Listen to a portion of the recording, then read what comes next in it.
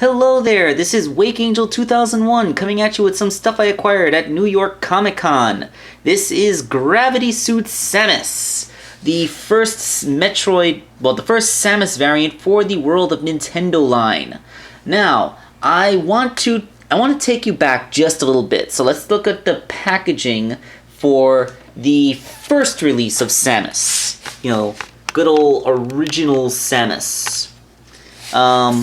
If we look at the back, you may remember that super inaccurate prototype figure that looks kind of cool, but if you look at how the joints are built, you realize that there's no way that this thing is normally articulated. But it looked cool. Actually, it looks a lot like the other M design. Well, the card for the Gravity Suit Samus looks the same on the front with just the Metroid Prime version of her, but the artwork on the back has been updated to actually reflect the real figure. So that's a positive. And you can see that the other figures that were in the wave this one came in. This was the wave that had Ocarina of Time Link. And as you may recall, this one was the one that had the Metroid and the Toon Ganondorf. Alright, so that's not talking about the box, let's talk about the toy itself. Well, it's a repaint. It's a straight up repaint of Samus.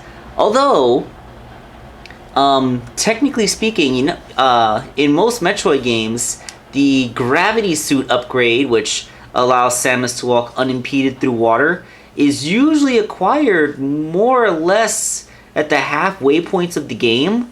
So Samus's Varia suit, which is the orange and yellow one, may be her most iconic thing that they feature on the game art, but I think in the majority of games, she actually spends more time in this color scheme than anything else. Let's bring out the original Samus as a points of comparison.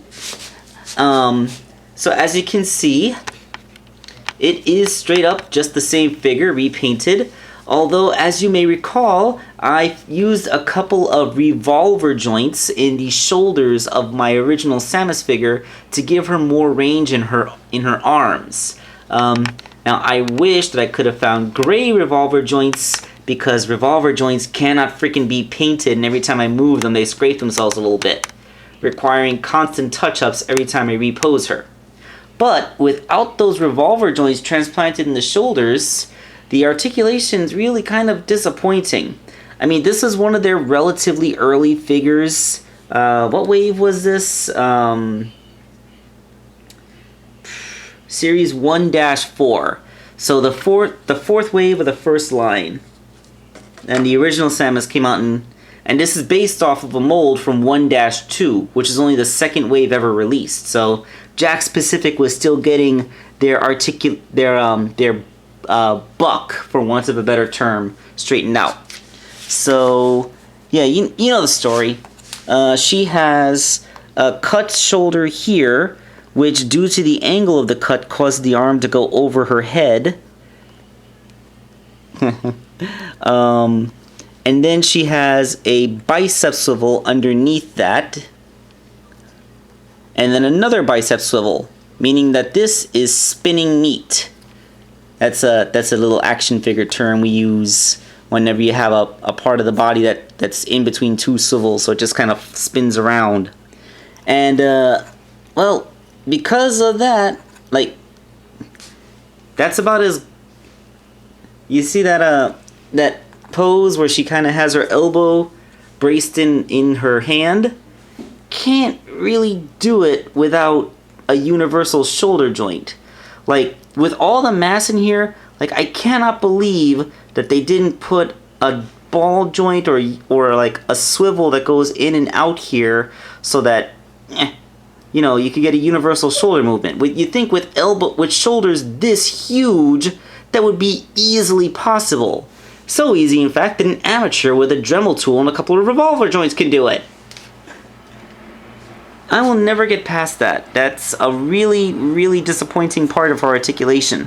And it mars what would be otherwise a pretty darn fantastic figure. Because, like I said, Samus looks good. And the gravity suit's purples are well reflected here. She looks darn good. Her paint apps are for the most part extremely crisp and clean.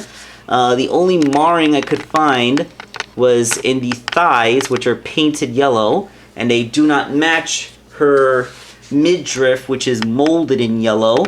Remember what I said, folks. Nothing painted yellow ever looks good. And admittedly, aside from her shoulders, the rest of her has pretty good articulation. She has a ball-jointed head, so it can tilt slightly, but it's mostly used for swiveling.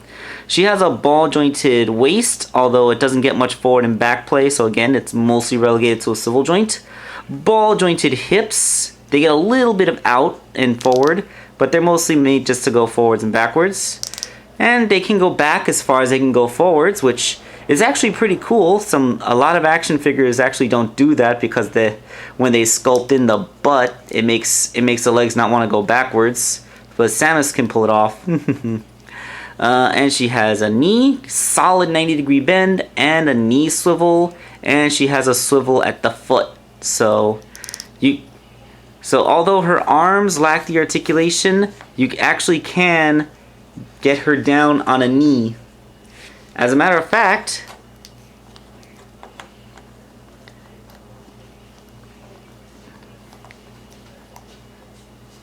you can almost replicate some card art poses with her. I mean, she can't quite do the three-point landing because she doesn't exactly have an ab crunch that can go deep enough. But, right? Oh, right, the foot. But yeah, she can still do some stuff, and that's okay. So yeah, it's a really nice repaint, although it still suffers from the flaw of being the figure that doesn't have the good shoulders. Let's get in a good size comparison with something other than her, because I remember when she first came out, I had some problem. I had a problem figuring out where she was supposed to be in scale, because as we recall, as she's a mold from only the second wave, Jakks Pacific hadn't even really decided what scale these figures are going to be in. As you may recall, Skyward Sword Link being all really short compared to everyone else, even if in terms of articulation and engineering it was one of the best figures. Let's bring out another female character, Princess Zelda. So they're standing directly next to each other, and I think this actually works. Because as we all know, Samus is supposed to be like 6 feet tall, especially when she's wearing her armor. She's supposed to be a little taller than that. She's outright Amazonian. She would tower almost over almost any other Nintendo character, because Nintendo characters tend to not be that tall. Although, like, I gotta point out, far superior arm articulation, Samus can't do this. Then again, this is from one of the most recent waves, and this is from one of the earliest waves, so again, you gotta cut it some slack because they were still finding themselves at the time. But I think that the scale works pretty good. Even if you look at the helmet, it looks a little bit smaller, but you can chalk that up to the different art styles, because they although they're both made by Nintendo, they weren't exactly designed by the same person. Now, as a Wave 2 figure, she still has an accessory that was pretending to be a secret, although we all know what it would be. It is the Gravity Ball in Morph Ball form. The Morph Ball in Gravity Suit form. Yeah, so it's basically just a hollow purple marble. Very nice. Nice to see. Come on. There we go. The detail sculpt looks really nice in there. Paint app is about as crisp as we could expect. Little bit of paint marring. Nothing too bad. So, yeah. shoulder joints aside, I really do love the Samus figure. I didn't really see a need to pick up the gravity suit variant in retail, but it was just an impulse buy while I was at Comic-Con. Because, you know what, I really do love Samus. After Sonic and Link, she's one of my favorite video game characters. So, yeah. I just really wish that they did not mess up her arm so bad. Let's see. Like, I mean, you can't even really get them to her sides very well. If I ever come across another pair of revolver joints, I'm going to see if I can do the same upgrade to give this one the proper universal shoulder articulation. But until then, this is Wakeangel2K1 signing off.